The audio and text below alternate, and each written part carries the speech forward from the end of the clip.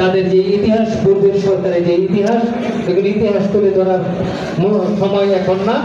আমরা যতটুকু শুনছি এগুলি আমরা গুরুত্ব দেব ইনশাআল্লাহ। আমরা যাতে কোনো প্রকার কপিলতার মধ্যে না পড়ি, তাদের থেকে বেঁচে থাকতে চাই।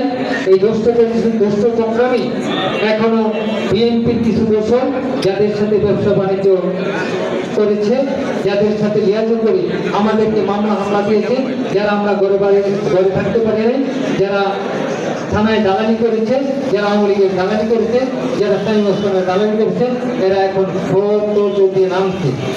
তো আমি আশা করি স্বচ্ছ ব্যক্তি, আমার রাজনৈতিক অভিভাবক, আমি যতটুকু দেখেছি তাকে এর পূর্বে বলা হয়েছে, আমরা যতটুকু জানি তার মধ্যে যে প্রতিভা, এর থেকে আমরা কিছু নিতে চাই এবং সে দিতেও আমাদেরকে প্রস্তুত।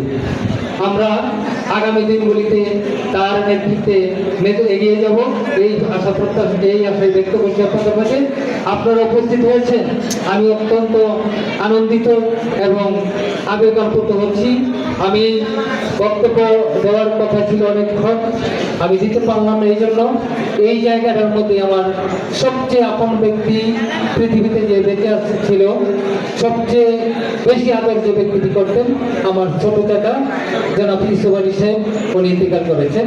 গতকাল 11:30টায় আমরা তার জানাজায় অংশগ্রহণ করেছি। আমার এই অনুষ্ঠান